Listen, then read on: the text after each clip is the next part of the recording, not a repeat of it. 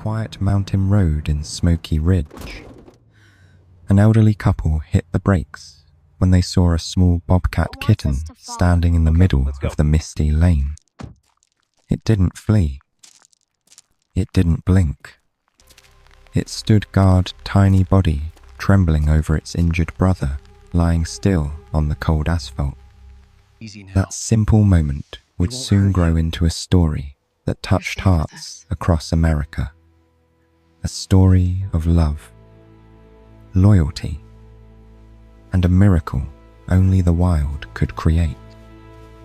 Morning crept slowly over Smoky Ridge, brushing the narrow mountain road with pale silver light as Ethan Hayes guided his rattling pickup along the curve.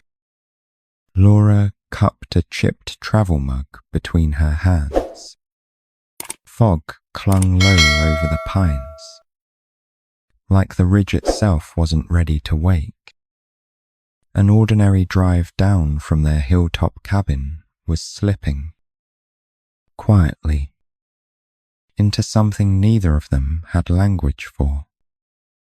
He almost missed them, just a blur in the haze. Something small, standing far too still where nothing ever should. Ethan tapped the brakes, then slammed down, tires skidding enough to jerk Laura's mug. Hot coffee splashing her fingers as both of them snapped into a single held breath. He heard Laura's soft curse, tasted metal and coffee, and for a moment the road felt like it was rising up to meet them. Headlights speared through the mist and caught a tiny bobcat, no bigger than a house cat, planted dead center in the lane. Paws spread, fur puffed, tail rigid. It did not flinch or flee. Gold eyes burned straight into the truck's lights, into them, as if the wild itself had ordered them, stop. It looked less like a frightened animal and more like a line drawn across the morning, a small body barring the path forward. Laura's hand flew to Ethan's arm. "Don't move," she whispered, though he was already frozen. Behind the little cat, half on torn asphalt, half on sharp gravel, lay another kitten, wrong-shaped, hind leg twisted, fur matted dark, chest rising in shallow, stumbling stutters of desperate air. The cold bit through the windshield. Somewhere in the timber, a jay called once and went silent, as if the whole ridge watched. The standing kitten edged closer, not to escape, but to shield. Its narrow body slanted protectively across the injured one, tail curling tight, ears pinned flat and quivering.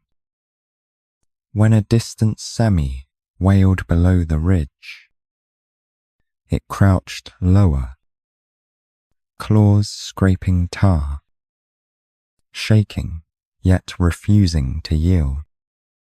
It was shaking so hard its fur rippled, yet some thin wire of duty inside it burned brighter than every instinct to run.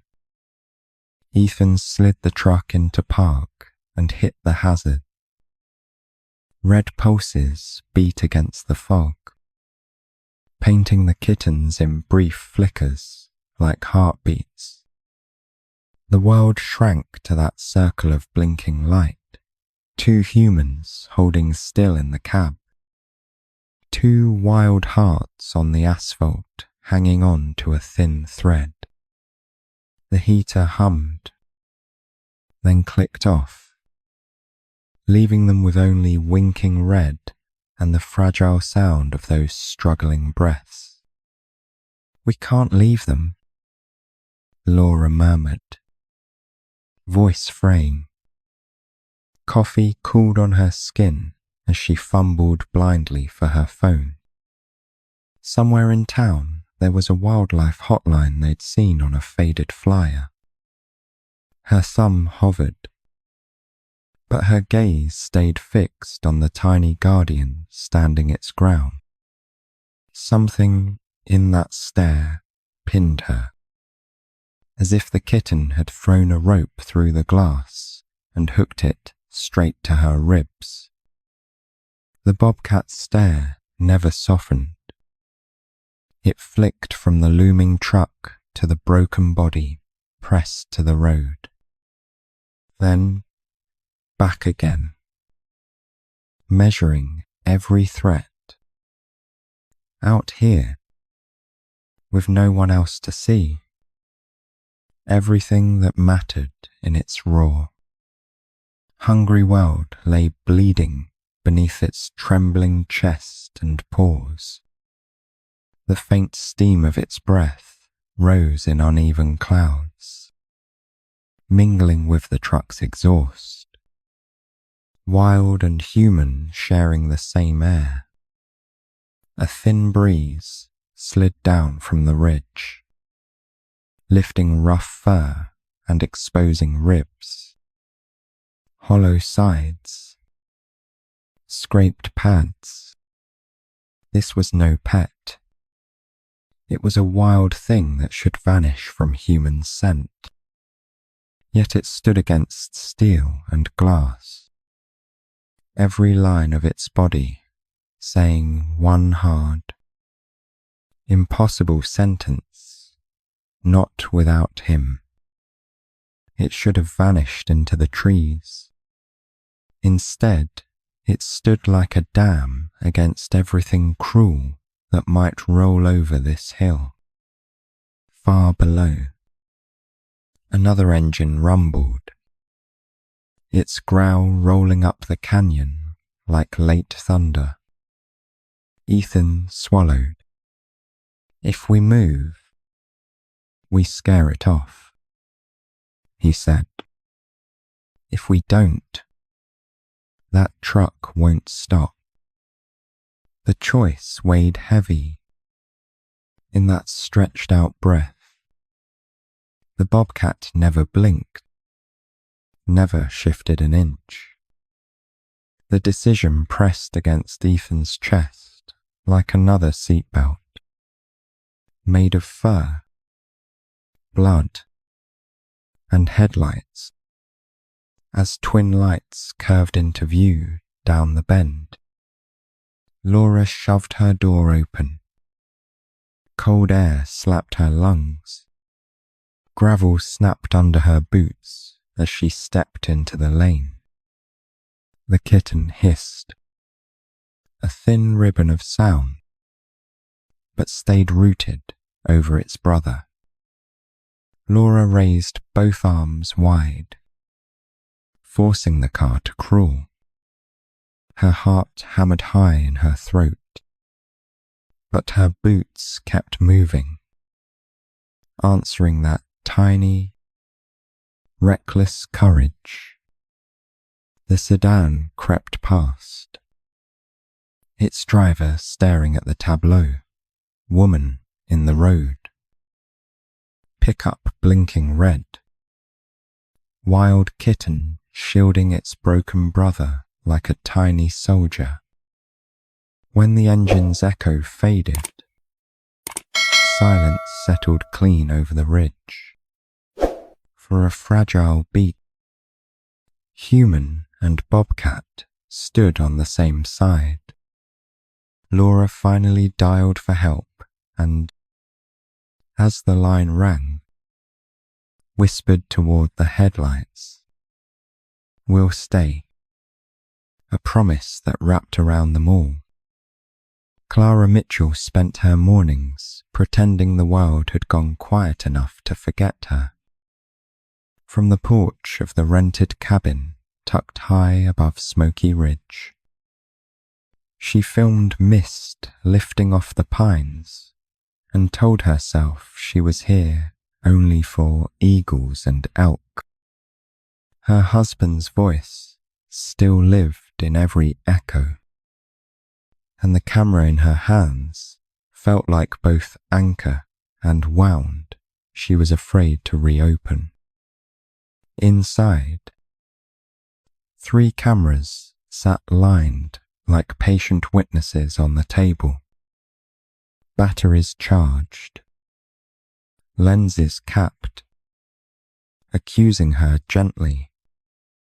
She moved past them with her coffee, favouring old binoculars instead, as if grainy distance could spare her from seeing anything too closely. Far shapes were safer than sharp ones. Details had already taken too much from her once before. Down on the highway, faint through the open window, Ethan's shaky call reached County Wildlife Dispatch. Static. Engine noise. Then the words, 2 bobcat kittens, one won't move, it's guarding the other. Clara didn't mean to listen, yet the sentence hooked something deep, sharp as wire, snagging a half-healed seam she'd wrapped in silence. She told herself to let it go. Accidents happened every day along those blind curves. Wild things came and went without names or funerals, swallowed quietly by the ditch. Still, the phrase circled back, refused to move. Guarding. It pressed against the memory of a gloved hand that wouldn't release hers until the rope snapped and the snow finally gave way. When Ranger Tom Alvarez's truck crunched up her gravel drive, she nearly stayed in the doorway's shadow. Tom stepped out, broad-shouldered, sunburned, a man carrying the weight of calls that ended too late. Heard you're still the best with a long lens, he said. Dispatch says you're close. We've got 2 kittens in the road who won't play wild. Clara tightened her grip on the mug, heat biting her fingers. She wanted to say no, that she'd put the camera down for good the night the mountain took Mark and left her with empty frames. Tom's voice softened. The little one's not running, he added quietly. It's standing over the other like it'd rather die there than leave him alone. Minutes later, despite every promise to herself, her camera rested in her hands, the familiar weight settling into her palms like an unwelcome truth she also missed. Tom drove while she stared out at the twisting road, thinking of a wild child holding a line no one asked it to. Pines slid past in green walls, flecked with stubborn spring snow. The radio crackled with Ethan's updates, each tighter and thinner than the last. Traffic was light. The kitten was still there. When they rounded the final bend, she saw it before the truck fully stopped, hazard lights blinking. Laura in the lane, with her arms spread. And in the centre, the small bobcat still braced over its brother. Clara stepped out slowly, cold air rushing under her collar. gravel popping beneath her boots. The guardian kitten swung its head toward her. Gold eyes raw and bright. It hissed, but did not yield. Instead, it edged closer to the limp body. Shoulders squared, forming a trembling wall of fur and bone against the tall shapes closing in. Through her lens, Clara saw what the others could not at a glance, the raw scrape along the guardian's shoulder. Proof it could have escaped and hadn't. The way its paw spread over the other's ribs, feeling each fragile lift, milk crusted on both their whiskers. Two babies far from any den. Nothing left to stand between them and the world. Tom muttered that it was dangerous, that they needed to move fast before another truck erased every option. Clara raised a hand for silence, never breaking eye contact through the glass. In that unblinking stare, there was no blind panic, only ferocious exhaustion and one clear order pulsing louder than fear. See him. Don't you dare leave him here. In that suspended moment, Smoky Ridge fell away. Clara remembered crushed ice under her knees, a rope gone slack. The last time she'd watched someone choose her life over his own. The ache rose hot, but braided with it came something cleaner. Pulled awake by this scrap of courage on the broken road, refusing to step aside. She lowered the camera first, letting her hands show empty. Speaking softly, nonsense words shaped like comfort. She stepped closer. The kitten's muscles twitched, then stilled, quiver by quiver. Behind her, Tom and Ethan held their breath, braced for claws and flight. Instead, the guardian allowed her to kneel, as if granting a fragile, desperate truce. Carefully, Clara slid her denim jacket beneath the injured kitten, lifting him into a rough cradle of worn fabric. The guardian sprang with her, pressing tight against his side before she'd fully risen. Claws snagging cloth, but never skin. Its weight was nothing, its intent heavy as stone, even carried toward the truck. It refused to move away. The forest had quieted after the commotion, as if the ridge itself was holding its breath. The air smelled of sap and road dust when Clara knelt beside the truck bed.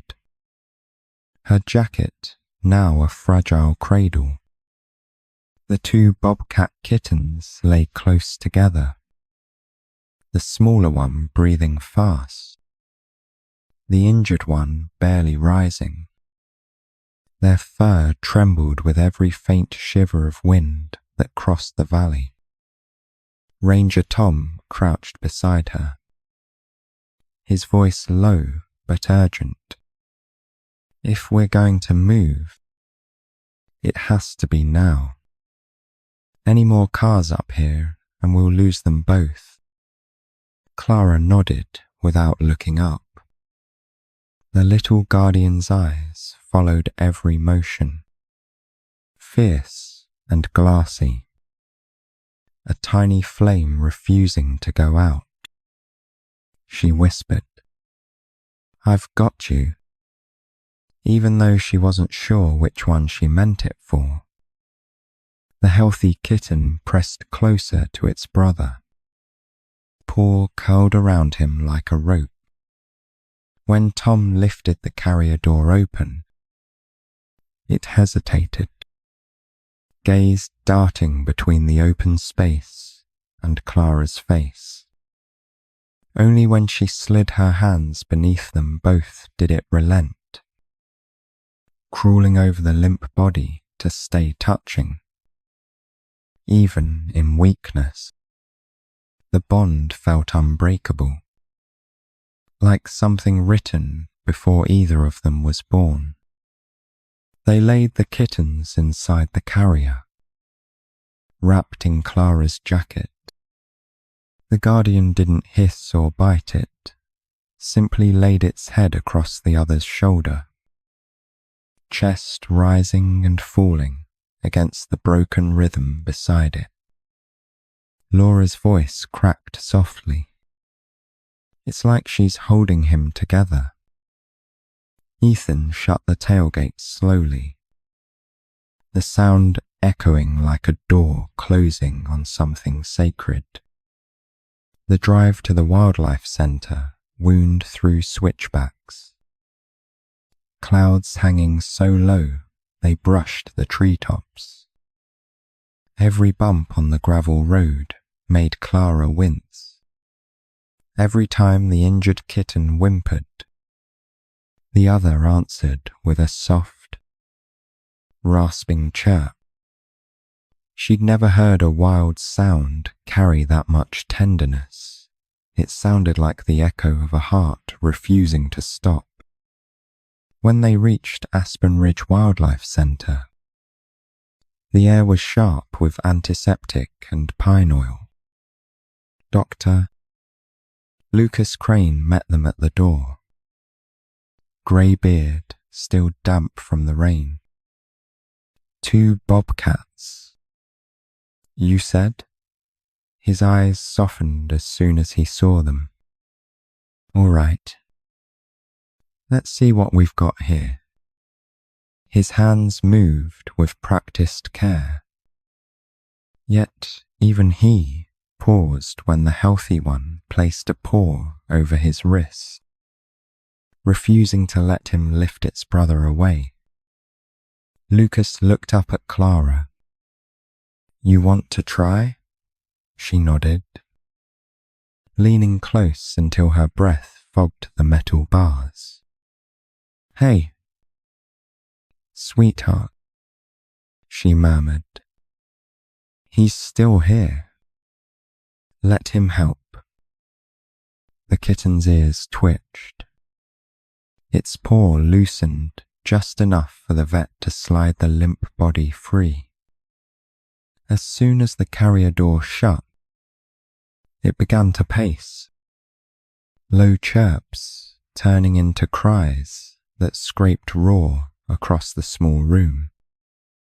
Tom rubbed a hand over his neck, looking helpless for the first time that day.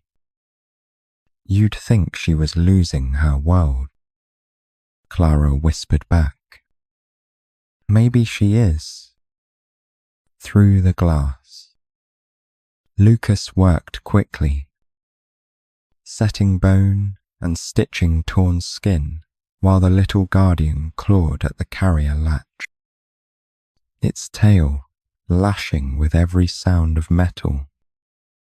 The room smelled like blood and fear, and something deeper love refusing to give way to reason. When the door opened, the kitten bolted toward the table, slipping between Tom's legs before anyone could react. Lucas caught his breath but didn't stop it. The small body climbed the towel-draped edge, reaching the unconscious brother's side, pressing its head against his flank as if calling him back. Clara's throat tightened. Even Lucas's steady hands faltered. All right, he said softly. Then you can stay. For hours, the surgery light burned while rain tapped the roof. Outside, the mountains blurred behind the fog. Clara sat on the floor beside the carrier, her back against the wall, camera forgotten on her lap. She watched the Guardian through the glass, each breath synchronized to the rise and fall of the other's chest inside. Between them hung the invisible thread of everything that survives because it refuses not to. Near midnight, Lucas stepped out, fatigue etched into his face. He's stable, he said quietly. Fractured hip, blood loss, but he's breathing steady. Clara exhaled for what felt like the first time. The Guardian gave a soft chirp from the corner, curling into itself, eyes still fixed on the table. Its exhaustion was total. Yet, even in sleep, it leaned toward the sound of its brother's heartbeat. By dawn, pale light spilled across the clinic's tile floor. The mountain had gone still again, the kind of quiet that comes after a storm finally runs out of breath. Tom brewed coffee while Clara stood at the observation window, watching both kittens rest side by side under a heat lamp. The Guardian's paw rose and fell with each breath the other took, a promise it never meant to break. Outside, the fog lifted, revealing the ridge where it had all begun. The road was empty now, tire tracks already half erased by mist. Clara leaned her forehead to the glass, feeling warmth where the kittens slept.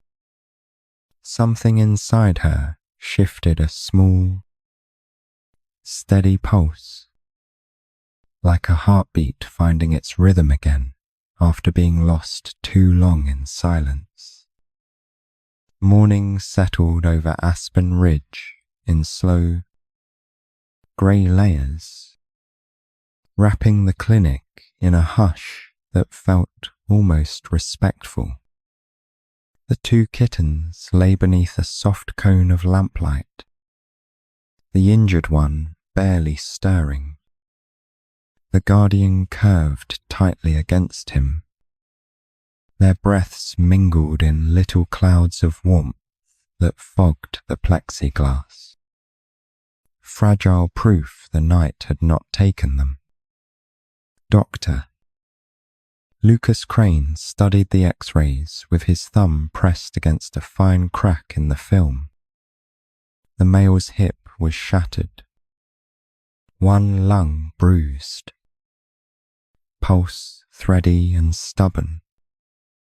If we do nothing, he won't last the day, he said. If we operate, it's a knife's edge. Behind him, the healthy kitten stared through the bars without blinking, as if weighing his words. The Guardian had paced until dawn, crying in short, rasping chirps whenever a hand reached for her brother. When Lucas finally stepped in with sedatives and a surgical tray, she planted herself over the limp body again, tiny claws clinking on the stainless steel. Clara watched from the doorway, struck by how something so small could occupy a room so completely. Lucas moved slowly, speaking aloud so the kitten could hear. Easy. Sweetheart, I'm trying to help him. Clara stepped closer, lowering her voice to that same worn softness she hadn't used since hospital corridors. Together they coaxed the guardian back just enough. She did not flee. She pressed herself beside the anesthesia mask, nose to nose with her brother, until the drugs pulled him under. When they lifted River onto the surgical table, the guardian erupted into frantic sound, a desperate, broken call that hit Clara like a memory of sirens. Tom reached to close the cage, but Clara shook her head. "Leave it open," she murmured. "If she wants to see him, let her see." Lucas hesitated, then nodded once, trusting the wild bond more than his own rules. The operation began beneath harsh white light, clamped vessels, pinned bone, careful sutures fighting against time. Outside the glass, Sierra paced, then sprang up onto a metal shelf that gave her a clear line of sight. Every movement of Lucas's hands reflected in her eyes. Each time River's chest hitched, she called to him, a small sound that refused to break. Midway through, the monitors faltered. A jagged beep stretched, then flattened into a single, unbroken tone. River's chest stilled. Lucas cursed under his breath and started compressions, hands firm on the tiny ribs. The room seemed to contract around that sound. One long note that said, "Too late." Sierra's cry answered, high and raw, a sound that did not belong in any bright, clean room. She hurled herself from the shelf, claws scraping glass, teeth bared not in attack, but in terror. Clara felt something tear inside her, the same helpless drop she'd known on the mountain. Acting before thought, she moved to the carrier door and held her palm out, letting Sierra slam against her hand instead of the floor. "He's not gone," she whispered, voice shaking. "Stay with him. Call him back." Sierra pressed her small head into Clara's hand for a heartbeat, then turned toward the table, releasing a low, drawn-out chirp that wavered at the edges. It threaded through the machine's shrill tone, through Lucas's counting, through the stale air.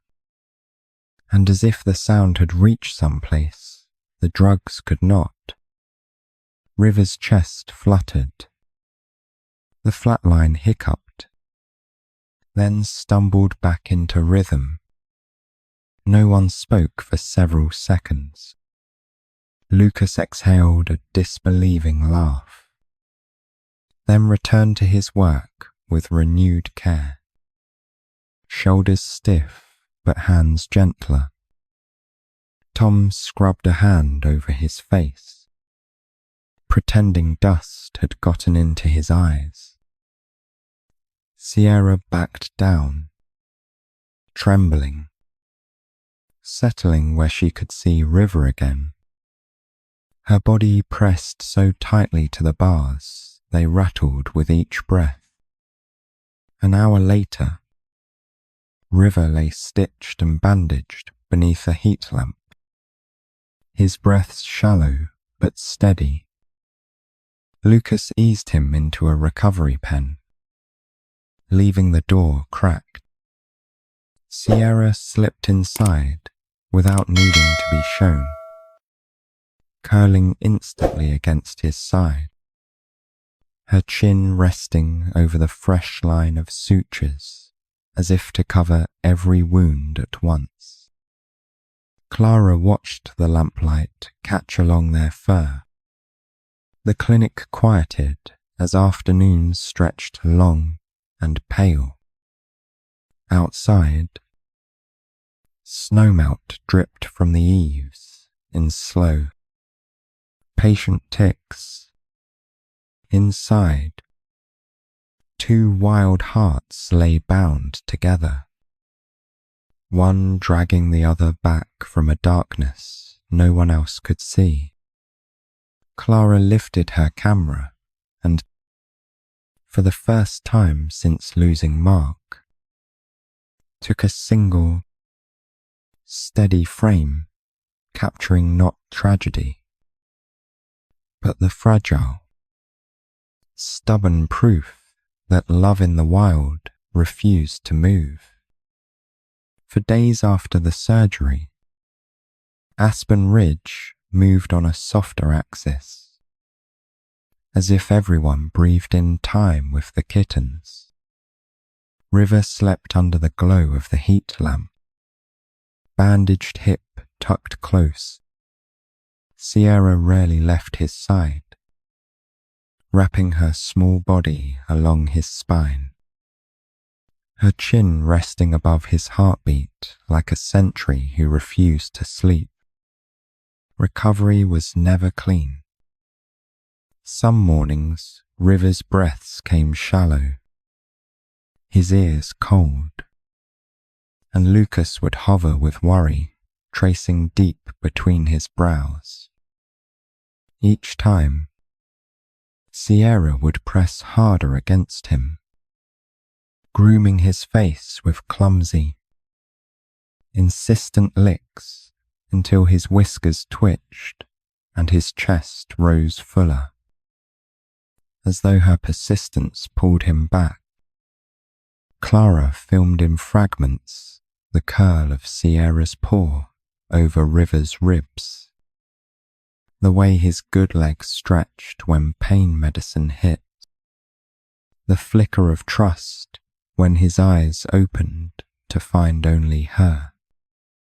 She posted a single still frame, no filters, no heavy words, a tiny bobcat draped protectively over her broken brother. The world did the rest. Within hours, messages poured in from strangers who'd never seen Smoky Ridge, swearing they felt something in that image loosen a knot inside them. Donations trickled toward Aspen Ridge. Volunteers offered blankets, meat, time. People called the kittens names Clara hadn't spoken aloud yet. Guardian, fighter, proof that the wild still remembered how to love. Lucas pretended not to follow the online uproar, but he lingered longer by their pen.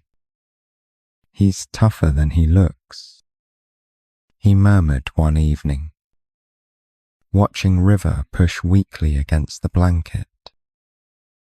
But if she hadn't refused to move, we'd be telling a different story. Sierra answered by nudging River awake, as if reminding them she wasn't done. By the second week, River could sit up for moments at a time. Sierra brought him scraps from her own dish, dropping them near his mouth with all the seriousness of a seasoned hunter. When he managed a ragged bite, she purred a deep, rolling sound too big for her small chest. surprising everyone except, perhaps, herself. Tom stopped by after patrol, leaning on the doorway with quiet awe, seeing grown men leave their own behind. He said, "Half to Clara, half to the glass." But she planted herself on a highway and dared a truck to hit her first. His voice faded as Sierra curled closer. Her body arched like a shield, even here in safety. At night, when the clinic hummed low, Clara found herself sitting cross-legged on the cool tile, back against the wall near their enclosure. Sierra would occasionally lift her head to meet Clara's gaze, unafraid now, as if recognizing a fellow soul who had also stayed beside a broken body, refusing to walk away when the world said, "Run." There was talk, of course, of what came next. Lucas traced diagrams of bone growth and wild territory lines. If he heals right, they'll need space, he said.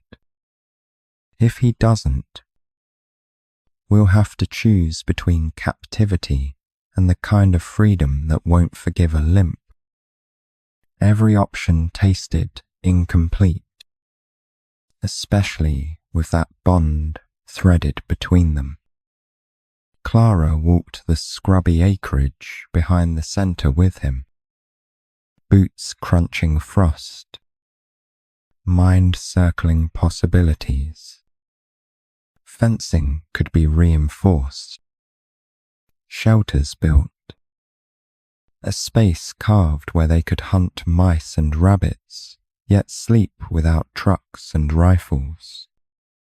She imagined Sierra leading, River following, their silhouettes stitched together against the dusk.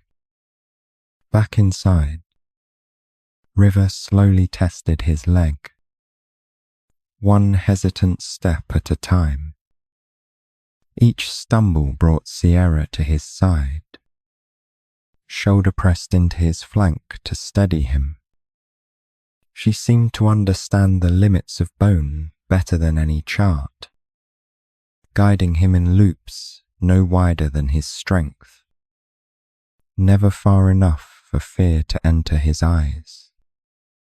One afternoon, as thin sunlight poured in through the high windows, River managed to cross the pen on his own. Sierra watched, muscles tight, ready to catch the fall that didn't come. At the far side, he turned, blinking slow at her. She padded over, bumped her forehead against his, and for the first time since the highway, the air around them felt light. The day ended without drama. No alarms or faltering lines.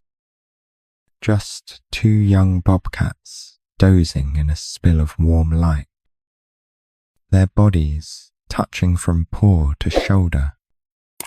Outside, Smoky Ridge breathed easy under a soft pink sky. Inside, the miracle was quieter now, not a sudden jolt back from the edge, but the steady, humble work of staying, of healing, of refusing to loosen the hold they had on each other. Summer crept into the valley with a gentle kind of heat, the kind that made pine sap shine and dust float lazy in the slant of evening light. Aspen Ridge seemed to exhale. Phones rang less. emergencies slowed. In the back enclosure, Sierra and River moved with the unsteady grace of survivors, their spots bright against the packed earth and patchy grass. River's limp was there, subtle but permanent, a quiet echo of the highway written into his stride. Sierra tracked each step like a shadow, adjusting her pace so they remained side by side. Sometimes she trotted ahead, glancing back until he caught up. Sometimes she pressed close enough that their fur blurred into a single, moving shape in the late sun. Clara filmed them from outside the fence, her camera now a natural extension of her hands instead of a weight. She watched Sierra learn the perimeter, climbing low branches, testing fence posts, mapping every inch with the vigilance of a creature who remembered what it meant to bleed on open road. River followed, slower, trusting her marks more than his own feet. The days took on a rhythm. Mice hunted at dusk, meat trays cleaned before dawn. Lucas checked River's leg, satisfied with each strong step. Tom stopped by with stories from the ridge. Boots dusty, smile easier. In the soft wash of routine, it was almost possible to forget how close those hearts had once lain to the edge. Almost. Late one afternoon, the sky shifted. Wind slid down from the high peaks, hot and restless, bending the treetops in a way that made old logs creak. Clara noticed first the faint, wrong-smelling thread of smoke winding through the usual scents of hay, iodine, and sun-warmed fur. Then the radio crackled, lightning strikes, brush ignited up canyon, fire moving fast. Within an hour, the horizon glowed a bruised orange beyond the ridge. Needles snapped under hurried boots. Lucas and the staff moved with grim efficiency, loading carriers, checking tags. Tom's voice tightened over the radio, directing engines, marking lines. Near the back lot, Sierra paced the fence, eyes locked on the darkening line of trees where the smoke thickened. They got most of the animals loaded quickly, engines idling, doors banging shut. River was coaxed toward a transport crate, but each step sent a shudder of old pain through his hip. Sierra circled him, agitated, tail lashing. Somewhere behind them, a siren rose. Somewhere beyond, treetops flashed with embers like fallen stars. Time, already thin, began to tear. A gust hit, hard enough to throw sparks over the outer fence. In that scattered rain of light, River startled, stumbled back, wedging himself against a warped support beam inside the pen. Sierra spun toward him as a section of the old roof panel above groaned. jolted loose by wind and age. In a blink, it came down, trapping his hindquarters in a ragged cradle of wood and wire. The staff shouted, rushing for tools, but Sierra reached him first. She planted herself between River and the rolling smoke, fur blown wild, ears flat. Her body shook, yet she faced the creeping orange glow beyond the property as if it were another truck bearing down. A low, thunderous growl rolled out of her, far too big for her size. The same message flung into a new storm. You want him. You go through me. Clara didn't hesitate. Memories of sirens and falling ice surged back. But this time she ran toward the sound instead of freezing beneath it. She vaulted the low gate with Tom at her side, both dropping to their knees beside the trapped bobcat. Sierra didn't strike. She glanced at Clara, something wild and desperate and familiar in her eyes, then turned back toward the smoke, still holding her post. Together, Tom and Clara heaved the broken panel aside. River dragged himself free, claws scrabbling, leg trembling. Sierra spun immediately, pressing her flank into his, guiding him toward the open crate waiting at the gate.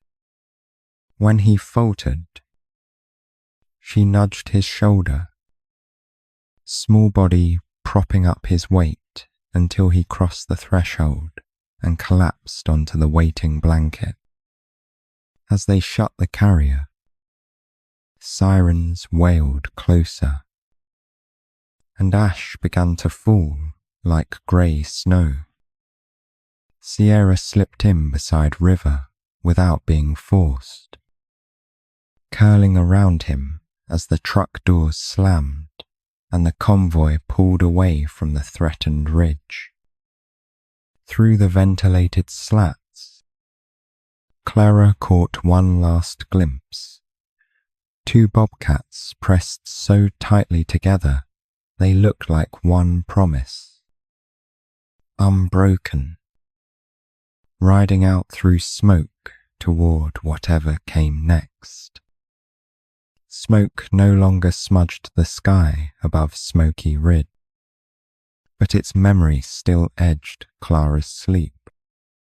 Weeks after the fire, when rain had pressed ash back into the soil, she stood with Lucas and Tom on a rough piece of pasture beyond town, where scrub grass met dark timber.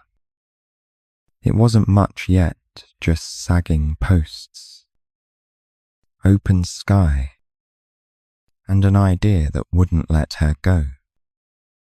River tested the short grass on careful paws, his limp softer but permanent, a scar woven into movement. Sierra stayed welded to his side, amber eyes flicking to every sound, as if the earth itself might split without warning. They'd been living in a cramped temporary run, safe but caged. Watching them now, Clara felt decision harden into quiet resolve. We could make it theirs, she said at last, nodding toward the slope. Not a cage, a boundary, so the world can't take them again.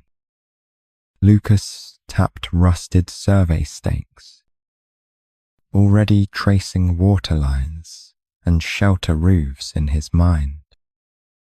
Tom studied the tree line, gauging predators and weather.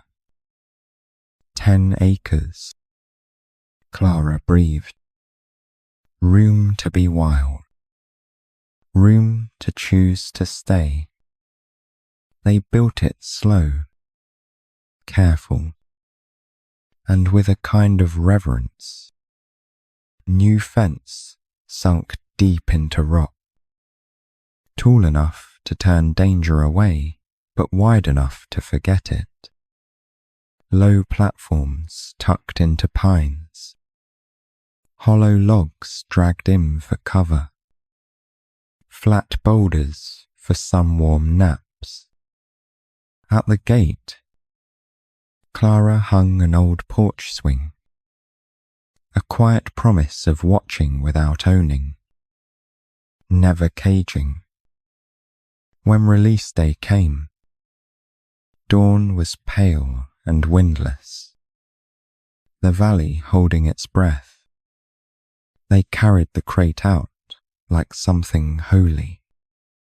Inside, River's claws clicked against plastic. Sierra's thin chairs rose and fell with each bump. Clara knelt in the grass, fingers resting on the latch. "If you want it," she whispered. "This place is yours. No highways, no fire." The latch snapped back with a small, metallic sigh.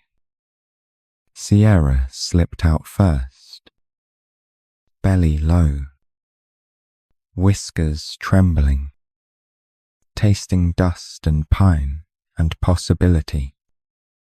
She didn't bolt. She turned and called softly into the crate. A note pulled from the same place she'd used beside the surgery table. River stepped out slower, every step testing whether the ground would hurt him again. They stayed there for a long, suspended moment, pressed together in new light, backs to the open crate. The sanctuary stretched around them, grass, rock, trees, all theirs if they wanted it. Sierra finally rose and padded toward the pines, pausing every few strides to look back. River followed, drawn not by confidence, but by trust in her unwavering pace. Days settled into a gentler rhythm. Trail cameras caught them slipping through brush at dusk, lean bodies weaving between trunks. River's lopsided gait growing surer. They brought down rabbits, field mice, once a careless magpie. Yet as the sky purpled, they drifted back toward the clearing by the porch swing. Not begging, simply existing near the woman who'd opened the door. Sometimes Sierra stretched along the lower rail, eyes half-lidded, tail draped careless, while River dozed at the foot of the steps, chin on his paws. Their ears still tracked every unfamiliar sound, wildness intact. But they accepted Clara's soft presence, the way one accepts an old tree or steady stone, something rooted, weathered, woven into the place. Word spread beyond the ridge. School kids came on hushed field trips, standing behind rope lines while Lucas talked about burns and broken bones and why some animals could not safely go back. From the shade, Sierra watched the small, noisy herd with a cool, measuring gaze, choosing not to fear them only because one of their kind had once chosen not to stay away. On a cool, amber evening, Tom leaned on the porch rail beside Clara as the bobcats chased each other through tall seed grass. River's limp had become a crooked lope. Sierra matched it without pity, slowing and springing so he could win small game. "We didn't tame them," Tom said. "We just gave their promise somewhere to live." The words settled like truth. As the sun slipped behind the ridge, Sierra hopped onto the swing, wood creaking under her light weight. She looked at Clara, eyes catching the last blaze, then lowered her head to rest it deliberately across River's shoulders, an echo of the highway stance. Reborn in safety. Clara felt her throat tighten, but the tears that came were warm, not breaking. Night gathered soft around the sanctuary. Crickets started up. Far beyond the fence, a lone coyote called and got no answer. When Sierra and River finally melted into the tree line, the swing rocked gently, holding their absence without feeling empty. Clara still feared losing them, but now that fear lived beside a steadier, knowing they had been given freedom. And still, they chose to come home. Autumn settled over the sanctuary in slow strokes of gold, turning the scrub and aspen leaves into a quiet fire of their own. Mornings came cool and pale, breath steaming from Clara's lips as she stepped onto the porch swing with her coffee.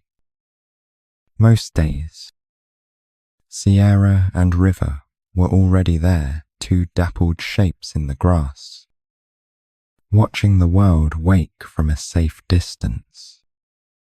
River had grown into his limp, muscles knitting around the old wound until it became part of his rhythm. Sierra's frame had lengthened, shoulders rolling strong beneath her spotted coat. Side by side, they moved like a matched pair of uneven notes that somehow made a truer song. To anyone else, they were wildcats in a pen. To Clara, they were a promise kept. News of their story had travelled farther than the smoke ever had.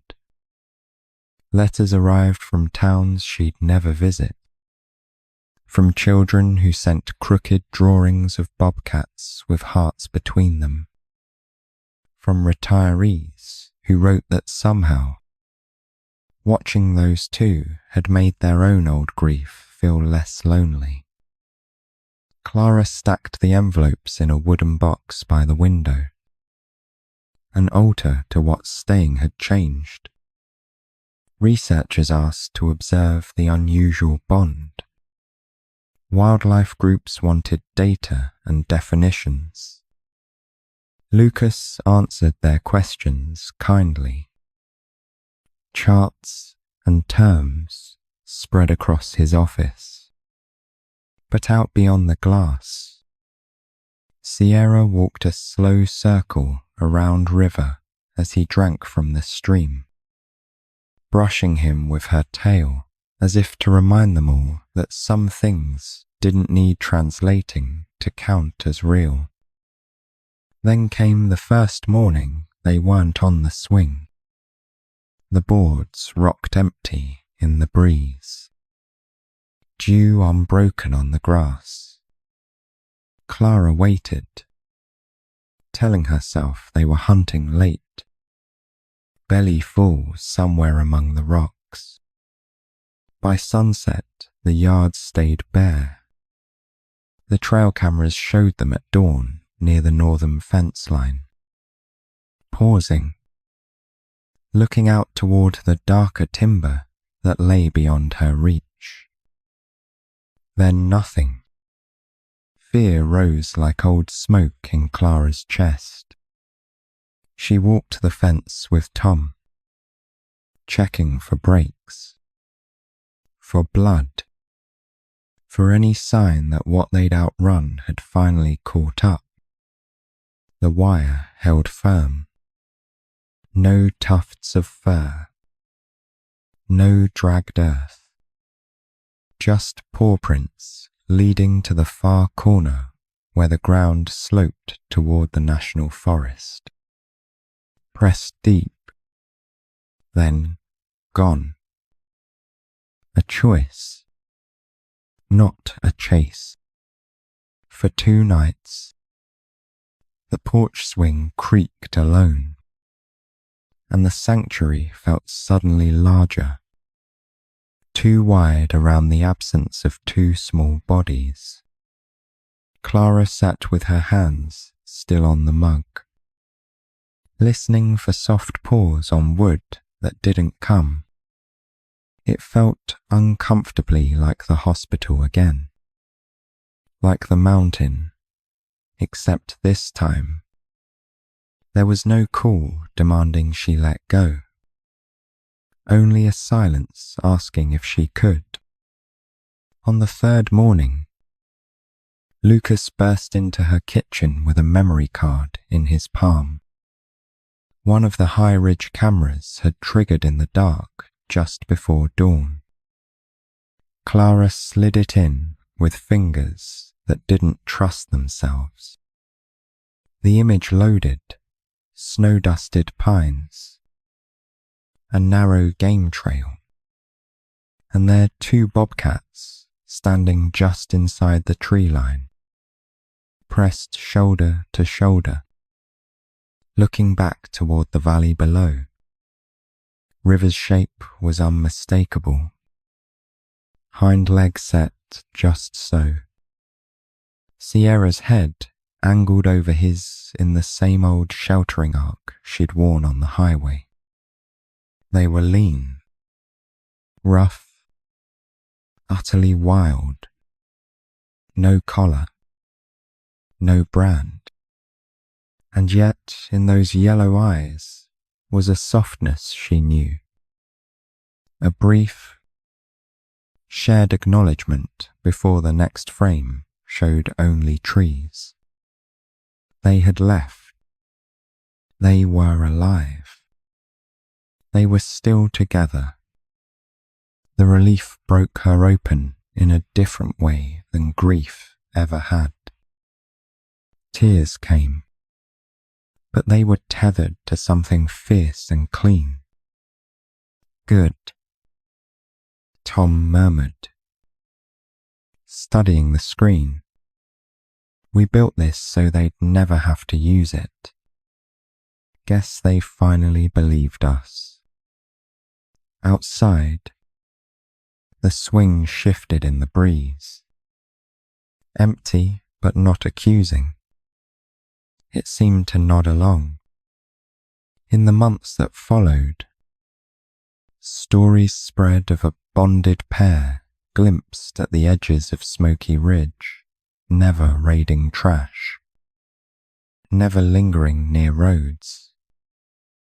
Hunters saw them ghosting through burned forest, where new green pushed up through the ash. School kids pointed at distant ridgelines, repeating what they'd heard. Those are Clara's cats, the ones that refuse to leave each other. Sometimes, on the coldest mornings, Clara stepped onto the porch with her coffee and felt watched in a way that didn't trouble her. Once, far up on a snowy outcrop 2 specks stood against the sky. One form braced close to the other. They did not come down. They didn't have to.